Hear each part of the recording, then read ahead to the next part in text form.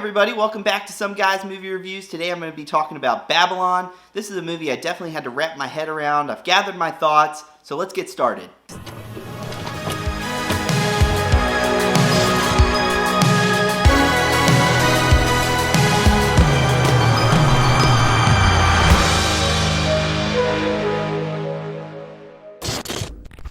Off the top, I want to mention that I really like Damien Chazelle, the director of this film. La La Land is one of my favorite movies of all time. I think Whiplash is an extraordinary film, and I really enjoyed First Man, so I was excited to see what he had to bring for this movie. Linus Sandgren is the cinematographer for this movie, and let me just start out by saying this movie looks beautiful. I love the use of color and the lighting. He has such a great eye as a cinematographer. I'm so excited every time he's a part of a new movie that's coming out. He just does wonderful work, and it makes it really fun as a film fan to go and watch the movies because I know they're going to look outstanding. Babylon takes place in the 1920s, 1930s during the golden era of Hollywood, particularly during the transition from silent films to sound. The film stars Brad Pitt as Jack Conrad, who is a successful silent film actor. It also stars Margot Robbie as Nellie Leroy, who is an aspiring film actress who finds success during the silent era of movies.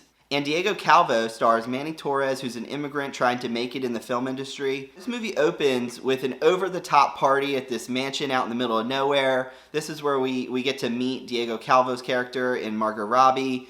I really love the way that this sequence was shot. It really felt big, over-the-top, lively. That's in part thanks to the camera movements and the lighting and the costuming, and everything just looked really, really good, and really bought into this world that was being set up. There were at times it felt a little modern, kind of like Baz Luhrmann's movies, where it kind of feels modern, but it still takes place back in time. One thing that's really bizarre about this film that I want to mention, and it kind of starts in the beginning and it just continues throughout the movie, is you get to see every type of bodily fluid. I don't know why it was included, maybe shock value, maybe it's just of the time, but that is in here, so if you get kind of squeamish at that kind of stuff or that doesn't interest you, that might turn you off. All the acting is very well done. Brad Pitt delivers a great performance. Margot Robbie is fantastic as Nellie Leroy. She really has a wonderful character arc. Same with Diego Calvo. In fact, that's one of my biggest positives. All of these characters we're introduced to really have a full character arc, and you don't get that a lot of times. There's this phenomenal scene where we're transitioning from silent era to sound. We get to see this scene being filmed, and the way that it's done and executed is brilliant. It's the best scene in the movie, in my opinion. You really get to see Damien Chazelle at the top of his craft. There were some other scenes that felt very strange, one involving a snake. They did add to the story somewhat, although I do wonder if they could have been reworked so that it might have been a tighter film and not as strange. But you know what? That's an artistic choice, and I'll let Damien Chazelle have that. There's also this other fantastic sequence that could have been, honestly, its own movie. It has to deal with the underbelly of Hollywood at the time, and there's a surprise actor appearance here. I'm not going to spoil, but it's really well done, and I wanted to see more of it, actually.